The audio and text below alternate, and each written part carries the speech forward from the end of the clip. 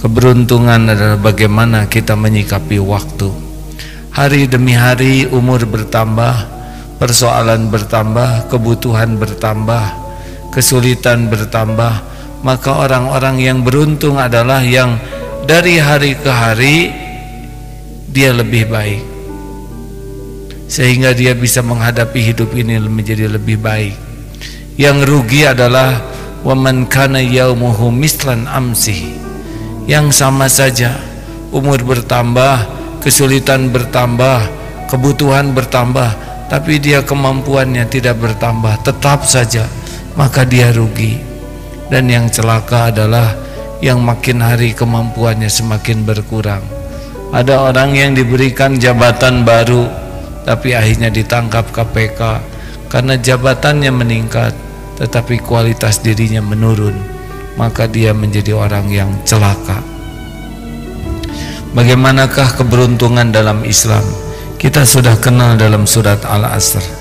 A'udzubillahi minasyaitonirrajim. Bismillahirrahmanirrahim. Wal asr, demi masa, demi waktu asar. Innal insana lafi khusr, sesungguhnya setiap insan dalam kerugian. Illal ladzina amanu, kecuali satu orang yang beriman. Wa amilu sholihat, orang yang beramal soleh. Tiga, tawasobil haqq, orang yang saling berwasiat dalam kebenaran. Dan tawasobil sabr, orang yang saling menasehati berwasiat dalam kesabaran. Rupanya tiap orang tuh makin tua makin rugi, kecuali yang tiap waktunya jadi empat ini. Satu, amanu. Menurut Imam Ibnu Qayyim, amanu itu adalah orang yang paham kebenaran. Dengan kata lain, kita ingin tahu kita beruntung atau tidak, paham atau tidak kebenaran. Suatu saat Rasulullah mengisyaratkan, man yuridillahu bihi khairan yufaqihu fid din, barang siapa yang dikehendaki Allah kebaikan baginya, Allah berikan paham agama. Jadi kalau kita diberi uang, diberi gelar, diberi pangkat, diberi jabatan, diberikan popularitas, diberikan kedudukan, itu sama sekali tidak identik dengan diberikan kebaikan. Belum. Tapi kalau orang diberikan pintu paham kebenaran, itulah ciri-cirinya. Jadi anak kuliah di dalam di luar negeri, prestasinya bagus, IP-nya sempurna, cum laude, tapi tidak paham kebenaran, dia tidak termasuk orang yang dikehendaki Allah diberikan kebaikan, kecuali kalau dia berprestasi dan paham kebenaran. Oleh karena itu hadirin, jangan terpesona kepada orang yang diberi dunia berikut isinya, karena penjahat juga diberi, orang yang mengingkari Allah juga diberi. Tapi terpesonalah kepada orang yang dikehendaki Allah, dia jadi orang baik. Apa cirinya? Dimudahkan untuk memahami kebenaran. Anak yang paham kebenaran, dia mengerti bagaimana memuliakan orang tuanya. Anak yang paham kebenaran, dia tahu mana yang halal dan yang haram. Anak yang paham kebenaran, dia tahu bahwa hidup ini hanya mampir sebentar saja. Suami yang paham kebenaran tidak akan takut oleh istri. Suami yang takut istri, dia hanya baik di depan istri, tapi di belakangnya niscaya dia akan bebas. Tapi yang paham kebenaran, dia akan takut kepada Allah, dimanapun dia berada akan terjaga. Oleh karena itu hadirin, waktu adalah untuk memahami kebenaran. Pupuk iman adalah ilmu, pemandu amal adalah ilmu. Silakan tanya kepada diri sendiri, setiap hari bertambahkah kita memahami agama atau tidak? Bertambahkah kita memahami tentang siapa Allah Tuhan kita atau tidak? Bertambahkah kita memahami apa yang Allah suka dan yang tidak Allah suka? Alhamdulillah, sekarang Allah takdirkan ada YouTube, ada Facebook, ada streaming, ada WhatsApp, ada berbagai medsos yang membuat kita lebih mudah untuk mengakses kebenaran. Lebih mudah dibanding zaman-zaman dulu hadirin. Sekarang waktu luang kita bisa pijit HP dan kita bisa mendengarkan ceramah dari orang yang berilmu. Masya Allah. Duduk di rumah sambil masak, sambil nyapu, kita bisa mendapatkan kebenaran. Apalagi yang sengaja untuk niat belajar. Orang yang beruntung, ciri khasnya adalah orang yang sangat senang belajar, mencari ilmu. Ketika pertama kali ayat yang datang adalah Iqra, menghimpun informasi. Jadi saudaraku sekalian, kalau ingin tahu tingkat kerugian yang akan kita jalani, kita jauh dari paham atas agama, inilah kerugian. Pastikan datangi majelis ilmu, senang mencari ilmu, baca ilmu, kemudian berkumpul dengan orang-orang yang soleh yang berilmu. Itu adalah langkah awal keberuntungan. Tanpa paham agama, walaupun dunia berikut isinya diberi, maka kita hanya jadi budak dunia ini, bukan kita jadi tuannya atas duniawi ini. Yang pertama, paham kebenaran, gerbangnya ilmu. Satu hari tidak bertambah ilmu berarti kita rugi. Harus mencari ilmu agama. 2. Wa'amilu sholihat. Orang yang beruntung adalah yang diniatkan semua aktivitasnya adalah amal soleh. Kita pasti mati. Dunia berikut isinya tidak kita bawa ke kubur kita. Yang dibawa cuman amal-amal kita. Harta melimpah hanya ngaku-ngaku saja. Itu rumah saya, itu tanah saya, itu perusahaan saya. Mati sekejap berpindah pengakuannya kepada yang lain. Maka niatkanlah hadirin, berumah tangga adalah amal soleh, bisnis adalah amal soleh, bekerja adalah amal soleh. Bukan untuk mencari uang, tapi untuk mencari amal. Kalau kita niatkan semua aktivitas jadi amal, kita mati, dunia tidak kita bawa, tapi amalnya kita bisa bawa. Syarat amal soleh itu hanya 2. 1, niatnya benar, lillahi ta'ala, inna sholati wa nusuki wa mahyaya wa mamati lillahi rabbil alamin. Yang kedua, caranya benar di jalan Allah. Sudah fokus saja dalam 2 ini.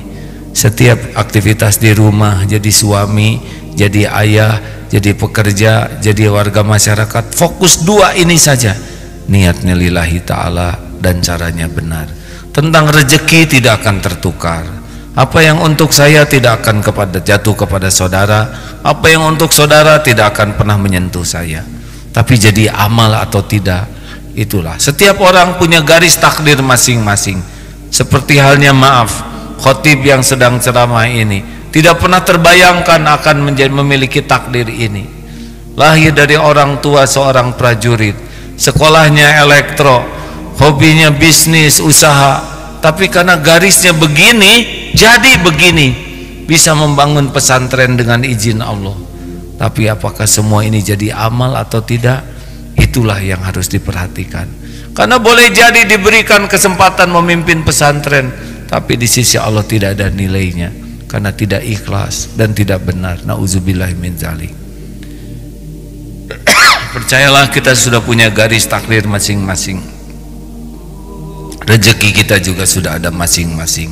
Tapi apakah menjemput rezeki kita jadi amal soleh atau tidak? Ini beda-beda hadirin. Walaupun ikut pelatihan yang sama, ilmunya sama, gurunya sama, pasti beda-beda hasilnya. Jangankan satu kelompok, seibu sebapak saja, ibunya sama, bapaknya sama, rumahnya sama, anak yang 5 beda-beda, postur beda, bakat beda, hobi beda, tingkat keimanan beda, rezekinya beda. Yang penting bisa jadi amal atau tidak.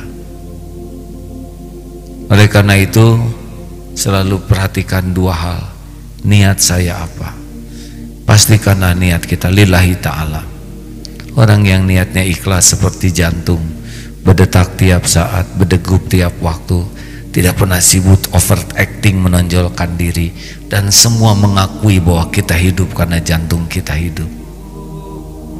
Orang yang ikhlas seperti matahari, terus membagikan tanpa harap kembali, dan kita akui bahwa memang kita bisa seperti ini, jasa matahari.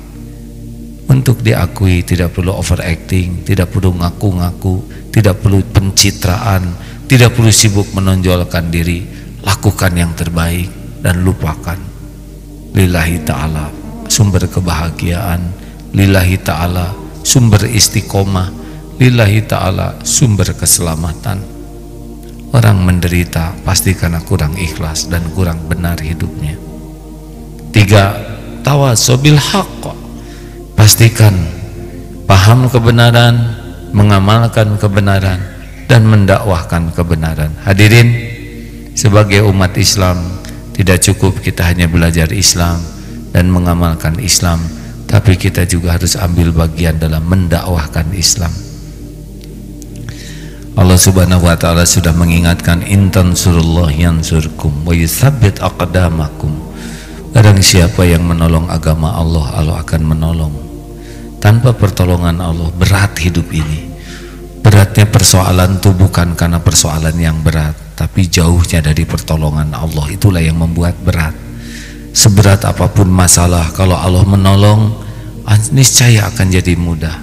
Dan salah satu pintu pertolongan Allah adalah kita mau menolong agama Allah. Hadirin, kita harus sangat serius ini. Bangga menjadi orang Islam dengan belajar, dengan mengamalkan, dan menyampaikan kepada yang lain.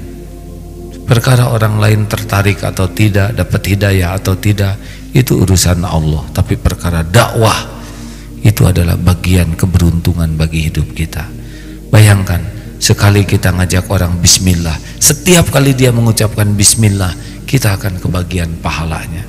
Sekali kita ngajak orang sholat, setiap kali dia sholat, kita akan kebagian pahalanya. Lalu dia ajarkan kepada keluarganya, setiap kali keluarganya sholat, kita akan kebagian pahalanya. Ganjaran yang melimpah ruah, yang mungkin kita mati dalam keadaan defisit, kekurangan amal soleh, tapi ketika kita dikubur melimpah luar biasa kebaikan yang tiada henti. Ini berkah dari dakwah kita, mengajak orang lain jadi baik, lalu orang mengamalkannya. Dia tidak kehilangan pahala, tapi kita mendapatkan pahala. Masya Allah. Makanya orang yang sangat cerdas adalah orang yang ambil bagian dalam dakwah yang ikhlas. Tawasobil haq. Dan yang terakhir, tawasobis sabr. Mari setiap hari kita berlatih sabar. Tahu, tiap orang tahu sabar, tapi paham sabar sedikit yang paham. Karena paham itu hanya dengan belajar. Bisa sabar lebih sedikit lagi. Istiqomah jadi ahli sabar sangat sedikit. Padahal keindahan seseorang bergantung kesabaran, dan binasa celakanya seseorang bergantung dari kesabaran. Apa itu sabar? Sabar itu kemampuan menahan diri, kemampuan mengendalikan diri kita ini. Mata, telinga, pikiran, lisan, nafsu, syahwat, amarah. Semakin kita bisa mengendalikan diri kita, maka setiap yang kita lakukan adalah yang terbaik. Kita lihat yang tidak bisa mengendalikan mulutnya, perkataannya sia-sia, hanya beberapa patah kata masuk penjara. Lihat orang yang tidak bisa mengendalikan matanya, dia lihat yang haram, dia memperkosa, dia berzina, hanya karena awalnya mata yang tidak terkendali. Lihat orang yang korupsi, dia sudah kaya raya, tapi dia tetap mencuri sampai tua, maling, karena dia tidak bisa menahan syahwat untuk mencurinya, keserakahannya. Lihat orang yang diperbudak syahwat kedudukan, dia sebarkan hoax, dia zolim, dia tidak adil, dia ingkari apa yang dia katakan karena syahwat tidak terkendali.